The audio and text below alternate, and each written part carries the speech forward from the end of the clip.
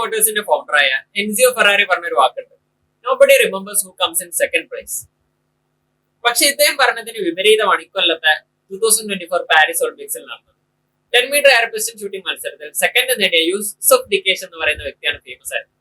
അദ്ദേഹം ഫേമസ് ആകാൻ കാരണം അദ്ദേഹത്തിന്റെ കാഷ്വൽ ആയിട്ടുള്ള ഷൂട്ടിംഗ് സ്റ്റൈൽ കാരണമാണ്. എന്നാൽ രസകരമായിട്ടുള്ള കാര്യം എന്താ വെച്ചാൽ ഈ മത്സരത്തിൽ ഫസ്റ്റ് ആരാ നേടിയത് എന്നുള്ളത് പലർക്കും അറിയില്ല. എനിക്കും അറിയില്ല കേട്ടോ. നിങ്ങൾക്ക് ആരാണ് താഴെ കമന്റ് പറഞ്ഞേക്കണേ. എന്നാൽ ഇതേ സ്ഥാനത്ത് നിങ്ങളാണെന്ന് വിചാരിക്കാം. ഞാൻ നിങ്ങൾക്ക് 4 ടാർഗറ്റും അതേപോലെ ആ 4 ടാർഗറ്റിന് 4 ഗണ്ണും ഓരോ ഗണ്ണിൽ 5 ബുള്ളറ്റ്സും തന്നിട്ടുണ്ട്. ജസ്റ്റ് നിങ്ങളൊന്ന് ഷൂട്ട് ചെയ്ത് നോക്കൂ.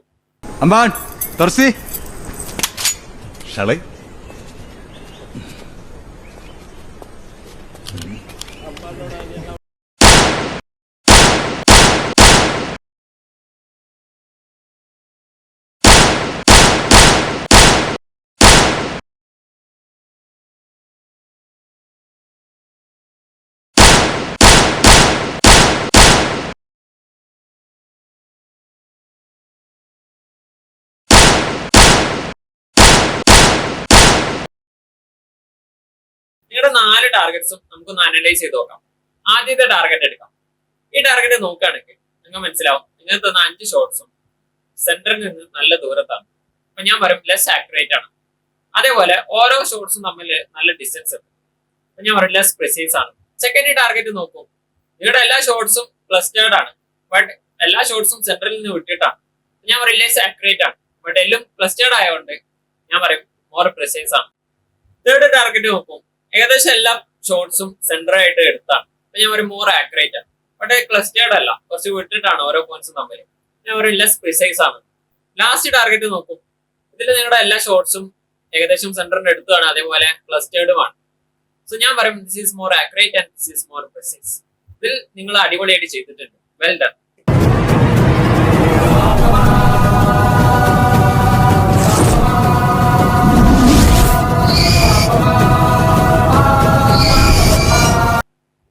വാല്യൂ ആയിട്ട് നമ്മൾ മെഷർ ചെയ്ത വാല്യൂ എത്ര എടുത്താണുള്ള അനുസരിച്ചിട്ടാണ് ആ മെഷർമെന്റ് ആക്യുറേറ്റ് ആണോ ആക്യുറേറ്റ് അല്ല എന്ന് പറയുന്നത്. നമ്മുടെ ഈ ഷൂട്ടിംഗ് കേസിൽ ട്രൂ വാല്യൂ എന്ന് പറയുന്നത് സെന്റർ ആണ്, അഥവാ ബുൾസൈ ആണ്. എന്നാൽ പ്രിസിഷൻ എന്ന് പറയുന്നത് ആ ഇൻസ്ട്രുമെന്റ് അനുസരിച്ചിട്ടാണ്. നിങ്ങളുടെ ഗണ്ണ് മോശമാകുമ്പോഴാണ് നിങ്ങൾക്ക് ലെസ് പ്രിസിഷൻ ആയിട്ടുള്ള ഷോട്ട്സ് കിട്ടുന്നത്. അതേപോലെ ഗണ്ണ് നല്ല പ്രിസൈസ് ആകുമ്പോൾ നിങ്ങൾക്ക് നല്ല ഷോട്ടും കിട്ടിയിട്ടുണ്ട്.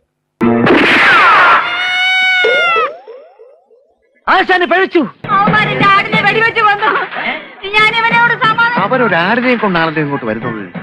മരത്തിന്റെ മണ്ടയിലോട്ടാണല്ലോ ഋഷികേശന്മാര് വെടിവെച്ചത്. അതെങ്ങനെ നിലത്ത് നിന്ന് ആടിനുകൊണ്ടു? ആടിനെ ഉന്നം വെച്ചാൽ മതിയായിരുന്നു, എനിക്ക് തത്തയ്ക്ക് കൊണ്ടേനെ. ഓക്കെ, അപ്പം പ്രിസിഷൻ എന്ന് പറയുന്നത് ആ ഇൻസ്ട്രുമെന്റ് ആയിട്ട് ബന്ധപ്പെട്ടാണ്. ഈ സെയിം ഒളിമ്പിക്സിൽ ഒരു സംഭവം കൂടി നടന്നിട്ടുണ്ട്. മെൻസ് 100 മീറ്റർ ഫൈനൽ റേസിൽ ജമൈക്കൻ താരം തോംസണിനെ US താരം ലയൽസ് മറികടന്നത് വെറും 0.005 സെക്കൻഡിന്റെ വ്യത്യാസത്തിലാണ്.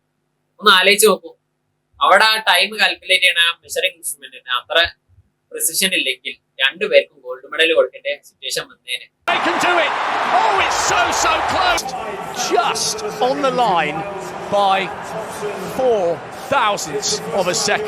ഒളിമ്പിക്സിന് മാത്രമല്ല പ്രിസിഷനും ആക്യുറസിന്റെ ഇമ്പോർട്ടൻസ്.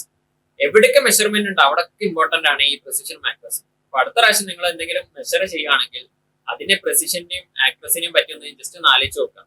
അപ്പൊ നിങ്ങൾക്ക് മനസ്സിലായി കാണും എന്തിനാണ് നമ്മൾ ആക്യുറസിയും പ്രിസിഷനും പഠിക്കുന്നത്. യെസ്, പറയാൻ വിട്ടുപോയി. ഞാൻ Muhammad Siyan, also known as Moosi, and this is my channel മുസീരിയം. നമ്മളിപ്പോൾ ചെയ്തുകൊണ്ടിരിക്കുന്ന series why do we learn series ആണ്. സോ അടുത്ത പ്രാവശ്യം നിങ്ങൾ ഒരു കാര്യം പഠിക്കുമ്പോൾ ചോദിക്കാൻ മറക്കരുത് വൈ ഡു വി ലേൺ.